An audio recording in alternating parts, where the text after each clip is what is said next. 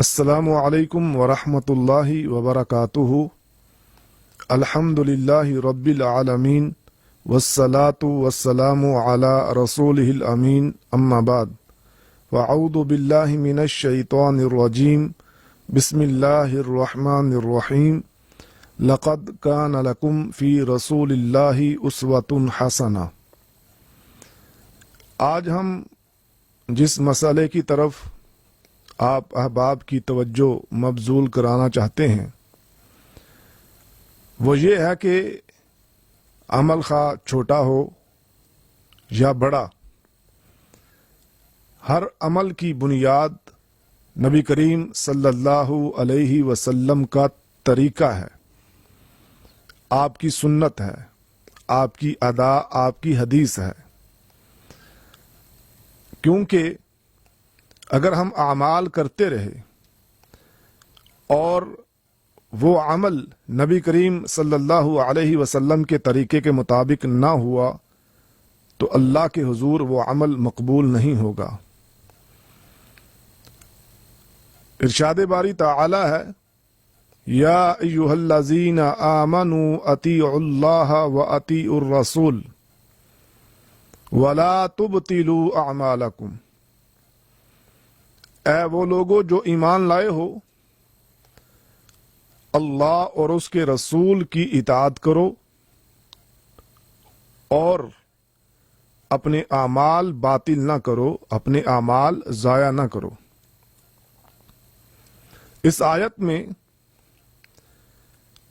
اعمال کو اللہ اور اس کے رسول کی اطاعت میں مقید کر دیا، یعنی اگر عمل اللہ اور اس کے رسول کے فرمان کے مطابق ہوگا تب وہ مقبول ہوگا، اور اگر وہ اللہ اور اس کے رسول کے طریقے سے ہٹا ہوا ہوگا تو وہ مردود ہوگا، مقبول نہیں ہوگا۔ جیسا کہ امام مسلم رحمہ اللہ اپنی صحیح میں اس حدیث کو بیان کرتے ہیں کہ نبی کریم صلی اللہ علیہ وسلم نے فرمایا، من عمل عملا لیس علیہ امرنا فہو رد۔ جس نے کوئی ایسا عمل کیا جو ہم نے نہیں کیا، فہو رد، تو وہ مردود ہے، یعنی وہ مقبول نہیں ہے۔ اس حدیث میں بھی نبی کریم صلی اللہ علیہ وسلم کے طریقے کو، آپ کی سنت، آپ کی حدیث کو بنیاد بنایا گیا۔ اگر وہ نبی کریم صلی اللہ علیہ وسلم کے عمل کے مطابق ہوگا، آپ کے بتائے ہوئے طریقے کے مطابق ہوگا تو مقبول ہوگا، بصورت دیگر وہ مردود قرار پائے گا۔ اللہ تعالیٰ نے نبی کریم صلی اللہ علیہ وسلم کا ایک وصف قرآن مجید میں یہ بھی بیان فرمایا، وَيُعَلِّمُهُمُ الْكِتَابَ وَالْحِكْمَةَ،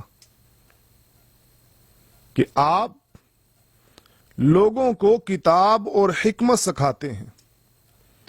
اگر ہم نبی کریم صلی اللہ علیہ وسلم کی سیرت کا مطالعہ کرتے ہیں، آپ کی حیات مبارکہ کو دیکھتے ہیں، تو واقعتاً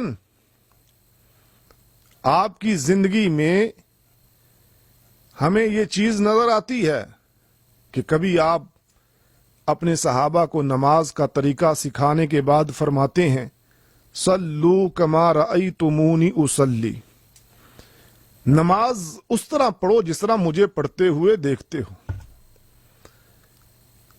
کبھی آپ فرماتے ہیں، خذوا عنی مناسککم، مجھ سے حج کے طریقے سیکھ لو۔ اور کبھی آپ وضو کا طریقہ بتلانے کے بعد فرماتے ہیں، جس نے میرے اس وضو کی طرح وضو کیا، غفر لہ ما تقدم من ذنبہ، اللہ اس کے سابقہ گناہوں کو معاف کر دیتا ہے۔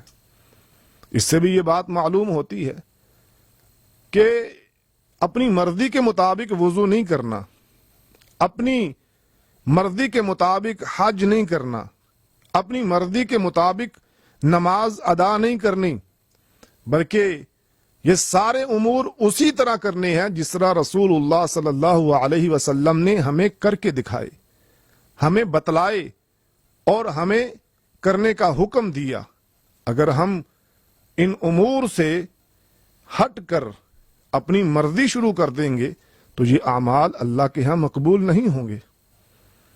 اب آئیے نبی کریم صلی اللہ علیہ وسلم کی ان احادیث کی طرف جس میں ہمیں عمل کرتے ہوئے لوگ نظر آ رہے ہیں، لیکن وہ عمل طریقہ نبوی کے مطابق نہیں تو آپ اس کو ریجیکٹ کر رہے ہیں۔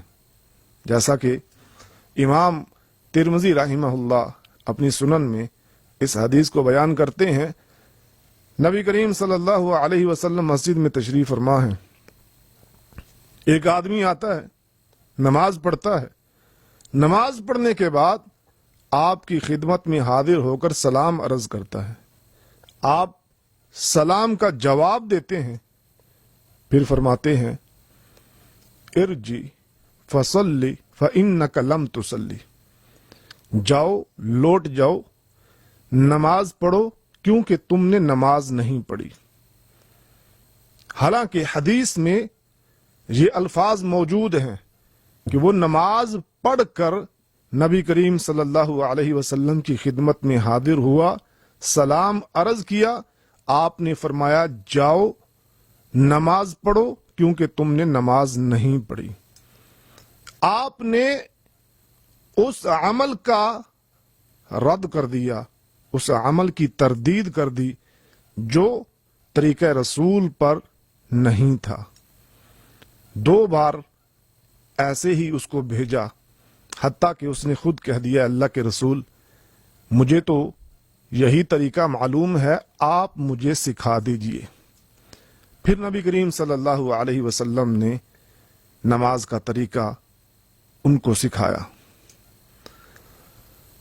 امام بخاری رحمہ اللہ اپنی صحیح میں سیدنا حذیفہ رضی اللہ تعالی عنہ سے ایک اثر نقل کرتے ہیں۔